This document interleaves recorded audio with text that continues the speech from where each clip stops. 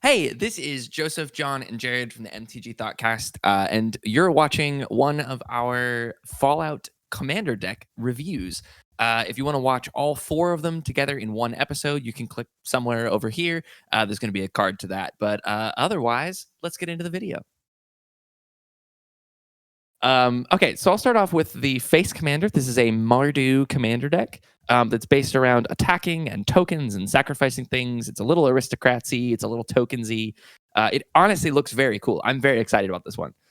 So Caeser Legion's Emperor is 1 red, white, and a black for a legendary 4/4 human soldier that says whenever you attack, you may sacrifice another creature. Oh no, it pulled away. Whenever you attack, you may sacrifice another creature. When you do, choose 2. You can either create 2 1/1 red and white soldier tokens with haste that are tapped and attacking. You draw a card and lose a life. Or Caeser. That's horrible. Wizards. This is John's Aowen all over Wizards again. Cannot just switch 2 vowels in a major, like common name and then just go with it. That's crazy. Can we just call him Little Caesars and just move Little Caesars. All right. This is the $5 Little Caesars. This is hot and ready. Little Caesar deals damage equal to the number of creature tokens you control to target opponent. So whenever you attack, notably, you don't have to attack with Little Caesar to do that. You get to choose 2 of those things. So this is unbelievably strong. You just play it. It's a 4/4. It sits there. It gains you value every time you attack. So him alone, I think that they've done a great job in my looking through these deck lists that the Face Commander is the one that you should play with. There is other legendary creatures in the deck and in all 4 of the decks that you can use instead. But I would recommend on all 4 of these, just use the Face Commander. So Mr. House, President and CEO, is the kind of alternate commander. It's 3 mana for a 0/4. Whenever you roll a 4 or higher on a die, you get to make a 3/3 colorless robot artifact creature. If you rolled a 6 or a higher on a die, instead you create that token and a treasure. And then for 4, you can tap it to roll a 6-sided die plus an additional 6-sided die for each mana from treasures spent to activate this ability. This is the only card in the deck that cares about die rolls. So he only fuels himself. But this is weird. It's a very cool. I mean, you could build this as a commander with like all of the commander legends, like the Dungeons and Dragons stuff that cares about rolling D20s, and you're basically going to roll a 4 or higher every time. That's crazy. So this we'll get into when I talk about upgrades and cuts. Spoiler, you're going to cut Mr. House from the deck. I don't want to sidebar or derail us too much, but it's really interesting because I know. Sorry for the mic. I just hit everybody. I know next to nothing about this franchise, so I know that there's probably a lot of flavor reasons behind his design, and I have literally no clue what they are. So it's like really, it's been very easy to look at this set and be like, these are good cards, these are bad, because the theme literally doesn't matter to me. We don't have any nostalgia. We don't have any flavor connection to any of these things. They're either good cards or bad cards to us. Yep, exactly. I believe the ability here, and I don't got it written here or whatever, but I believe the ability and where this differentiates from, this person is like a casino operator. Yeah, so and the house always wins is the thing. Yeah. Like Mr. House always wins.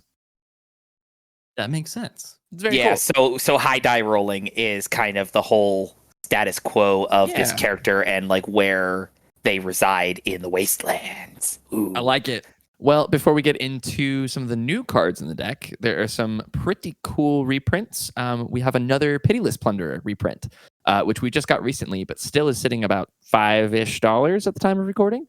So love to have more of those. We have a Ruinous Ultimatum, which is an unbelievable card. If you're playing Mardu, it's probably one of the best cards you could play. Also sitting about $6. That's basically it. There's a Skull Clamp in the deck, which is like $7-8.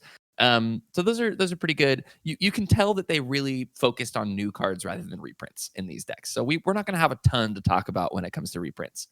Yeah. Just as a note, when I was going through the Scrappy deck list, the way I like determine value for reprints in a deck is I literally copy the deck list from Moxfield and delete all the new cards, and then it tells you a value at the end. And I deleted all but like 2 creatures. Yeah. Like all of them were new. Like sure. 90% of that deck is new cards, and I feel like it's probably the same for the rest of them. It was the same with the Doctor Who decks, which were mixed received. Like I like them a lot. A lot of people like them, but the value of reprints was not quite there. And these are exactly the same way, but it's because there's like 100 new cards that they designed for this set alone. So they clearly put the equity into new cards.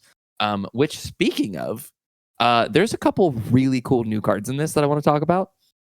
First, and I think this is my favorite card in the entire 4 decks combined. This is Rose Cutthroat Raider. Have you guys seen this one? Yes. Rose Cutthroat Raider is 4 mana for a 3/2 robot. It's an artifact creature with first strike, with a raid ability of at the end of combat on your turn. If you attacked this turn, you create a junk token for each opponent you attacked. And junk is one of the abilities of these decks. It's an artifact token that just taps and sacrifices to impulse draw as a sorcery. It's honestly amazing. It's so good. Yeah, junk's really cool. It's and then way better than clues to me, honestly. So she also says, whenever you sacrifice a junk, you add a red mana. This to me reads like Tymna the Weaver for mono red. Yes. Like it is. You don't have to attack with Rose. So if you're playing anything that is trying to attack other opponents, this is going to make you probably 3 junk a turn, which is going to turn into 3 red mana and 3 impulse draw just by playing her. So like, yeah, I'm calling this the red Tymna the Weaver. I'm very, very, very excited about Rose Cutthroat Raider. Yeah, this card is really sick. It's really, really neat. Mm-hmm. And according to our lore master Avid Fish, this is a character that you can encounter in Fallout 76 to assist her in spreading out a worldwide message to the people of the Wastelands. Nice, love that. Sick. Let's go. I don't know how that relates to the function of the card, but that's cool. Okay, so that's Rose. I'm very hyped on that one.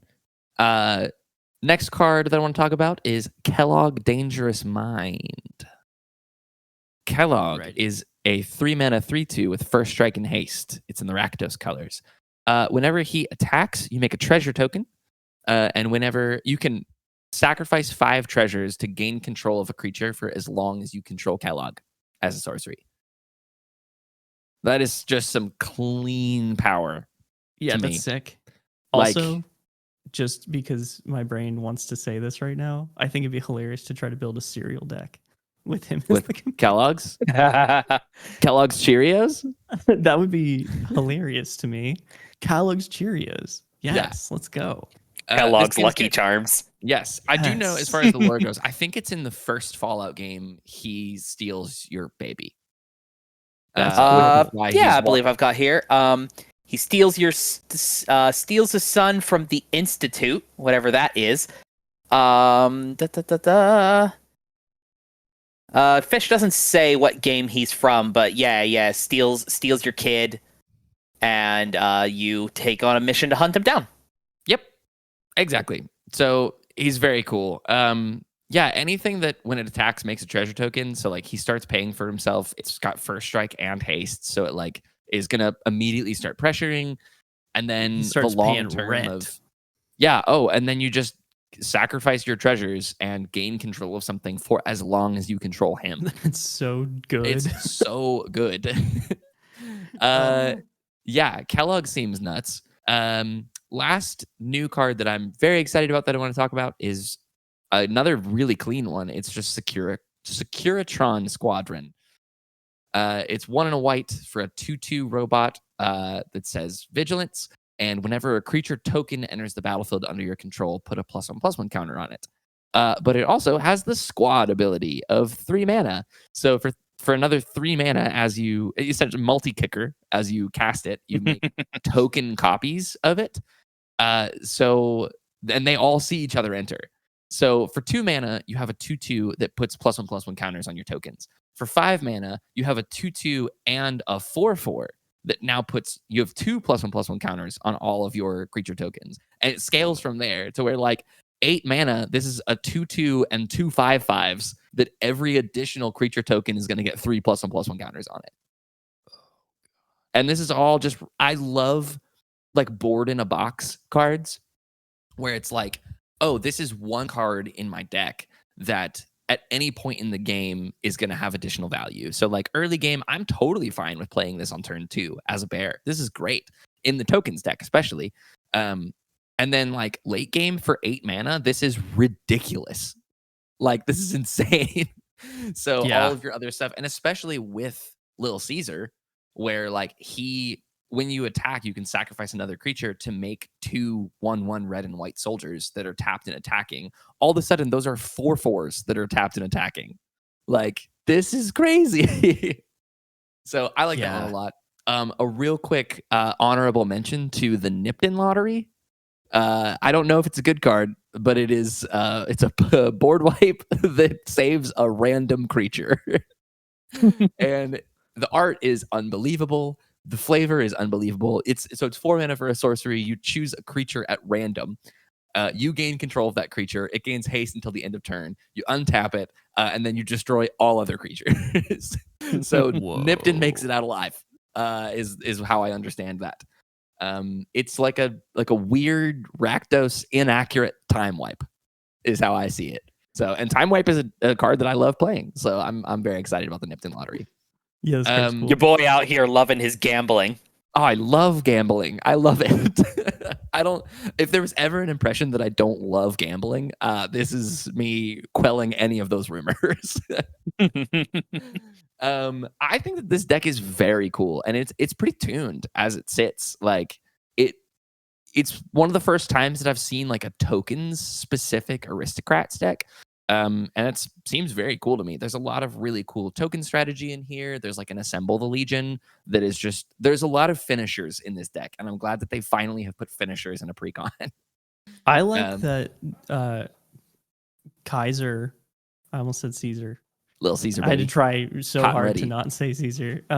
I like that he actually has like his sacrifice like synergy built into his card. Like oftentimes commanders that are aristocrats, you have to find your sack outlet, you have to find another creature that makes tokens so you don't have to sack all your value pieces. Yeah. Like he just is like, turn 4, I can now do these things. That's and sick. all of his value immediately happens because you don't have to attack with him. Yeah, it's freaking dope. It's awesome. Yeah, and all the sacrificing then comes on a proactive game plan as well. Most aristocrat decks are trying to just like sit behind a fort of creatures that you're just, you're sacking them to things like Ashnod's Altar or whatever and not being proactive in your game. Little Caesar here allows you to stay active while keeping the pressure on your opponents while also doing a sacrifice aristocracy thing. You're getting the 2-for-1. Yeah, I love it. This card's name is forever Little Caesar. Little Caesars. With an apostrophe at the end. If I were buying this deck and upgrading it, here's how I would do it. This deck is begging on its hands and knees for an Ishin. Ishin is insane in this deck. Yes. There's so many attack triggers across all these, across all of the cards. This is basically an Ishin deck that's been reskinned to have Caeser as the helm. So I would throw Ishin in a heartbeat. Another one that I think would be really cool is Animpackle from Lost Caverns of Ixalan. It's 1 red and a white for I should have written this down. Who cares what the power toughness is, because it doesn't require it to attack. Basically, whenever you attack with a non-gnome creature, you put a counter on Animpackle, and then you make a number of 1/1 gnomes that are tapped and attacking equal to the number of +1/+1 counters on Animpackle. So it's another, you play it, and then as you're attacking with stuff, you're just going to make a ton of extra 1/1 tokens, which is exactly what this deck wants. You can also stack it so that you can sacrifice those tokens to Caeser. So you can stack both of those triggers in a way that makes most sense. So I would throw Animpackle in here, and then just for extra combats, let's do Aurelia the War Leader. That's another great one. Whenever she attacks for the first time, you just get an additional combat. So again, I would be trying to stack up as many of these combat triggers as possible. So Ishin, Animpackle, Aurelia the War Leader. That's my upgrade guide. Some cuts from this deck. I don't think that Heroic Reinforcements is a good card at all. It's a that is an uncommon. Get it out of here. Butch Deloria is another one that I would cut from here, which I'm gonna need to pull up real quick. This is a flavor ad for sure. It's a 2. Creature? Yeah, it's a new card. So it's a 2-mana 2/2 with menace. That's has an ability called Tunnel Snake's Rule, which is whenever Butch Deloria Tunnel Snake attacks, it gets +1/+1 until end of turn for each other rogue and or snake you control. And then for 2 mana, you can put a menace counter on another creature, and it becomes a rogue in addition to his other types. Get this out of here. Bro, this is one of the worst cards ever. It's such a weird diversion from what the deck is there trying any to do. other snakes in this entire There's deck? no other snakes, that's for sure. I'm sure there's other rogues in here. There's like in just scanning it, I see 2 other rogues. What? So Why don't. is this in here? Well, I mean, it makes rogues but it requires other creatures to be out, and it only puts menace counters on things, and then it only gets its buff until end of turn. Cut this card. Get it out of here. If you're building, Darn, I was really gonna hope the thing would make snake rogues. That would have been no, that would have been amazing. Just it's imagine- not even a snake rogue itself. Dude, what? Just imagine a token of a snake, but like wearing a T-shirt that says like "Snakes rule," but the Absolutely, the arm like holes. a biker gang of snake rogues. And then, as I mentioned earlier, I think you should cut Mr. House President and CEO from this deck. So that's what I would do. I would throw those 3 cards in, cut those 3 cards, and then have an unbelievable time playing this deck because it seems very cool.